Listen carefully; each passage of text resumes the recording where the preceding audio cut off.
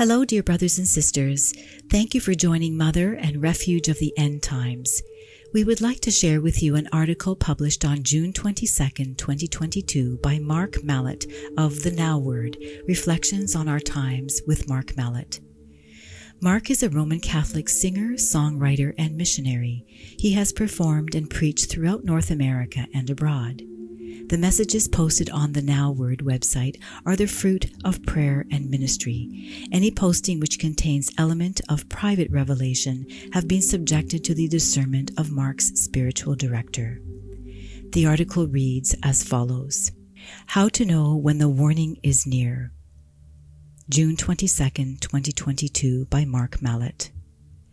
Ever since beginning this writing apostolate some 17 years ago, I have seen numerous attempts to predict the date of the so-called warning or illumination of conscience. Every prediction has failed. God's ways continue to prove that they are so much different than our own. That said, I don't believe we are without key markers as to the nearness of the warning. What I am about to share here is not about the dates, but signs that may suggest the proximity of the warning, which several seers, some of whom we have posted on Countdown to the Kingdom, have claimed is near, according to our Lord's and Our Lady's messages. The following is a personal word I believe the Lord gave me many years ago, one that is proving to be true by the hour. In fact, it is precisely this word that has guided me, especially in recent times, regarding any expectations of the warning.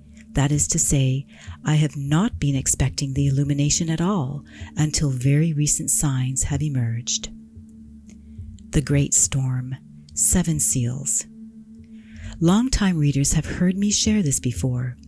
That some 16 years ago, when I felt moved to watch a storm rolling across the prairies among the first Now words, came to me that stormy afternoon. There is a great storm coming upon the earth like a hurricane. Several days later, I was drawn to the 6th chapter of the book of Revelation. As I began to read, I unexpectedly heard again in my heart another word. This is the great storm. What unfolds in St. John's vision are a series of seemingly connected events that lead to a complete collapse of society until the eye of the storm, the 6th, 7th seal, which sounds an awful lot like the so-called illumination of conscience or warning. In my reflection, Brace for Impact, I went into detail regarding these seals and the accompanying signs of the times. I have always been reticent to read the 6th chapter as applying to only future events. Maybe the seals span decades or centuries. But more and more, I am beginning to believe that St. John witnessed in his vision a massive global revolution of primarily man-made events after the first seal is broken. What follows is war, 2nd seal, inflation, 3rd seal, new plagues, famine, and violence, 4th seal, persecution, 5th seal, followed by the 6th seal, what I call the eye of the storm of this cosmic hurricane. Over a decade later, I received a confirmation of sorts that the 6th seal is indeed the warning when I read a message from Jesus to the Orthodox seer Vasula Ryden. When I will break the 6th seal, there will be a violent earthquake, and the sun will go as black as coarse sackcloth, the moon will turn red as blood all over, and the stars of the sky will fall onto the earth like figs dropping from a fig tree when a high wind shakes it. The sky will disappear like a scroll rolling up, and all the mountains and islands will shake from their places. They will say to the mountains and the rocks, "Fall on us and hide us away from the one who sits on the throne and from the anger of the Lamb. For the great day of my purification is soon upon you, and who will be able to survive it? Everyone on this earth will have to be purified. Everyone will hear my voice and recognize me as the Lamb. All races and all religions will see me in their interior darkness. This will be given to everyone like a secret revelation to reveal the obscurity of your soul. When you will see your insides in this state of grace, you will indeed ask the mountains and the rocks to fall on you. The darkness of your soul will appear as such that you would think the sun lost its light, and that the moon too turned into blood. This is how your soul will appear to you, but in the end you will only praise me. Jesus to Vasula, March 3rd, 1992. It seems to me that the second seal is well underway, particularly with the launch of bioweapons and a man-made pandemic that has already begun the collapse of modern civilization. War in the 21st century does not have to look like its counterparts in the 20th century. Second, nearly every person on the planet is now beginning to feel the effects of inflation. Incredible what St. John wrote 2,000 years ago. When he broke open the third seal, I heard the third living creature cry out, "Come forward." I looked, and there was a black horse, and its rider held a scale in his hand. I heard what seemed to be a voice in the midst of the four living creatures. It said, "A ration of wheat costs a day's pay, and 3 rations of barley costs a day's pay. But do not damage the olive oil or the wine." Revelation 6:5-6. It just so happens that wheat is at the center of a growing food shortage. Again, I believe the entire food and supply chain shortages are man-made and intentional. You'd have to be a complete idiot to think you can lock down your entire population and believe it won't destroy jobs, businesses, and local economies, and literally lives. I appealed several times in personal letters to my own bishop and to the bishops at large to please denounce these immoral and reckless lockdowns, but not a single prelate acknowledged that they even received my letter.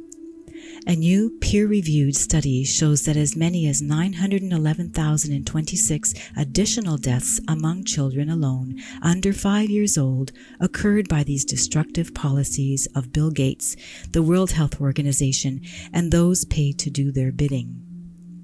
With monkeypox, chickenpox, and now polio apparently re-emerging, food shortages looming, and the inevitable consequences of civil unrest and looting, the fourth seal begins to take shape. When he broke open the fourth seal, I heard the voice of the fourth living creature cry out, "Come forward." I looked, and there was a pale green horse. Its rider was named Death, and Hades accompanied him. They were given authority over a quarter of the earth to kill with sword, famine, and plague, and by means of the beasts of the earth. Revelation chapter 6, 7-8. The fifth seal is the voice of the martyrs crying out from beneath the altar for justice. They were told to be patient a little while longer until the number was filled of their fellow servants and brothers who were going to be killed as they had been. One cannot help think of the thousands of Christians presently being persecuted and slaughtered in the Middle East by radical Islamic groups like Boko Haram, or priests being violently attacked in places around the world, not to mention churches and shrines. Note, this is the seal that precedes the warning or sixth seal. While I think this fifth seal is already unfolding, it's my personal feeling that we are going to see a shocking outburst of violence against the church, especially in the United States, if Roe versus Wade and abortion laws are upended. Pro-abortion advocates have already proven violent and are promising a night of rage should the High Court overturn the landmark ruling as anticipated. Last summer in Canada, over 24 churches were vandalized or burned to the ground on mere rumors that unmarked grave sites at residential schools were alleged mass graves of Indigenous children. None of this has been proven, but it goes to show how emotions toward the church are a tinderbox right now, especially as allegations of sexual malfeasance in the priesthood continue to emerge. It is the assault upon the priesthood and Christ's bride that appears to provoke divine justice with a global earthquake, perhaps some kind of celestial event accompanied by a global illumination of conscience. See Fatima and the Great Shaking. Yes, when the church is under a violent and widespread assault, we will have reason to believe that the warning is very, very near. At the same time, it is clear that not every region will see the same signs in the same intensity, so we watch and pray, remaining vigilant and ready to meet the Lord in any case.